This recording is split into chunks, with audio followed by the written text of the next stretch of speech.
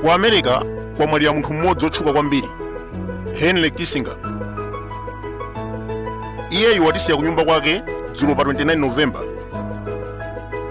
Anali ndi zaka 100 zakubadwa. Ambiri atamva nkhani imeneyi amadzifunsa kuti kodi Henry Kissinger ndi ndani, nanga anapanga chani chimene chikupangitsa dziko lonse kumamukumbukira. Kissinger anali muyuda wa ku Germany. Anabadwa 1923 ku dera lotchedwa Bavaria, ndipo makolo ake anali Ayuda. 1933 pamene anali ndi zaka 10, ku Germany kunabwera boma latsopano limene linkatsogozedwa ndi Adolf Hitler. Ameneyu ankadana kwambiri ndi Ayuda, monga muja kamuzubanda ankawazondera Khristu amboni za Yehova. Ambiri mwa anthu amenewa anachotsedwa ntchito, komanso analandidwa mabizinesi ndi katundu wawo. Nkhani imene ikudziwika bwino kunena kuti Adolf Hitler ndi chipani chake cha Nazi atamba kulamulira Germany ankazunza Ayuda, ankalanda mabizinesi, amachotsa ntchito ndi zinthu zina zambiri. Nalonso banja la Henry Kissinger linakumana ndi mavuto, ndi kupasana chitsanzo kunena kuti abambo ake anali mphunzitsi, koma Adolf Hitler atamba kulamulira anachotsa ntchito. Komanso Kissinger ameneyi anakanizidwa mwayi wopita ku secondary school. Mu nthawi imeneyo Adolf Hitler ankaletsa mwana wina aliyense wa Chiyuda kupita ku secondary school aku Germany. Pofika 1938 nkhanza pakati pa Ayuda zinafika pawesi, ndipo banja la Kissinger linachoka mdzikolo ndi kuthawira ku America. Atafika kumeneko anapitiriza skulu, mbali nayi ankagwira ntchito ku factory. 1943 pamene anali ndi zaka 20 analowa training ya usilikali, komanso anasanduka nzika ku America by naturalization. Iyeyo anamenya nawo nkhondo yolimbana ndi Adolf Hitler ku Europe, iji amatchedwa kuti World War II. Itatha nkhondo 1945 anapitiriza maphunziro, ankaphunzira pa Harvard College pamene anapeza Bachelor of Arts mchaka cha 1950.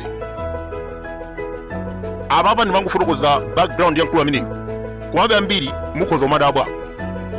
Henry Kissinger anatchuka kwambiri chifukwa chani? Kuyambira 1969 Richard Nixon ndi amene anali president of the United States.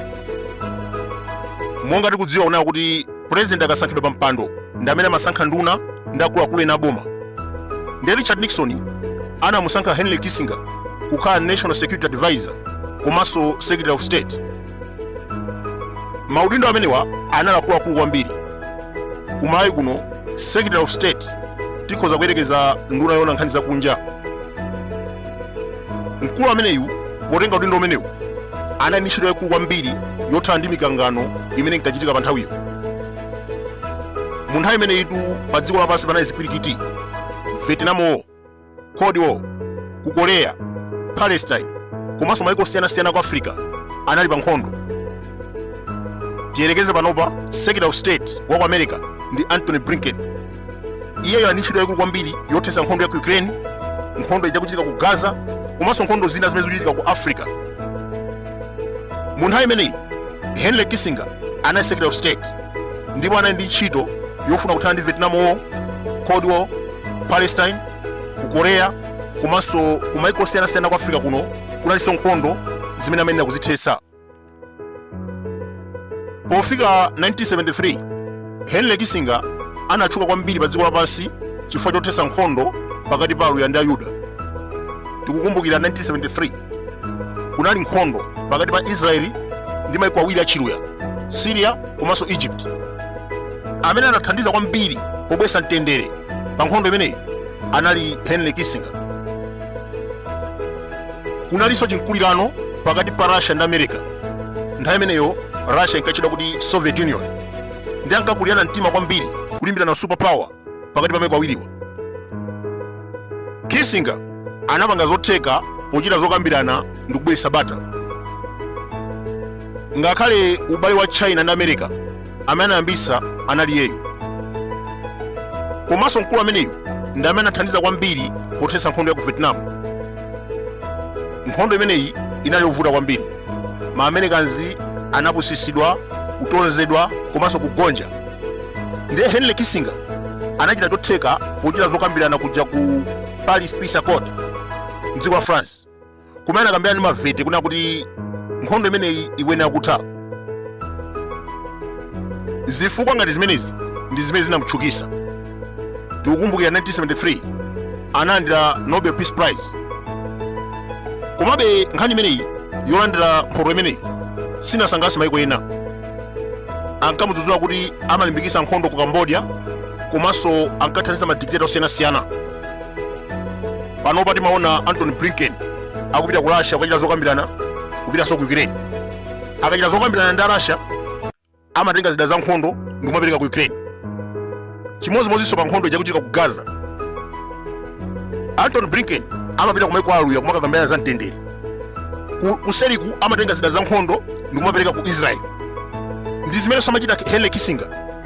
Iyeyu anayesesa kubweza bata maiko ngati Vietnam komanso kuja ku Palestine 1973. Anayesesanso kubweza bata pakati pa Russia ndi America. Anabweresanso ndi amene anayambisa ubale pakati pa China ndi America. Zimenezi zimene zinamuchititsa kuti alandire Nobel Peace Prize. Komabe maiko ena ankanena kuti iyeyu amalimbikitsa nkhondo ku Cambodia komanso ankathandiza madikteta osiyanasiyana. Mwachitsanzo atsogoleri ankhanza ngati Mobutu Sese Seko wa ku DRC, Kamuzu Banda wa ku Malawi, Ian Smith wa ku Zimbabwe, kunalinso chigawenga chija Jonas Savimbi wa ku Angola ndi anthu ena ambiri. Onsewa anathandizidwa ndi mkulu ameneyu Henry Kissinger. Zifukwa ngati zimenezi zinachititsa kuti maiko ena akwiye ndipo sanavomereze Peace Prize imene analandira. Komabe kupatula zonsezi, Henry Kissinger is ranked as one of the best Secretary of State in United States history. Amalandira ulemu waukulu kwambiri maiko osiyanasiyana kuphatikizaso China. Tikumbutsane apa kunena kuti kabineti yonse ya President Richard Nixon inamwalira, ndipo amene anatsala ndiye yekhayo. Ndiye nayenso watisiya dzulo pa 29 November pamene ali ndi zaka 100.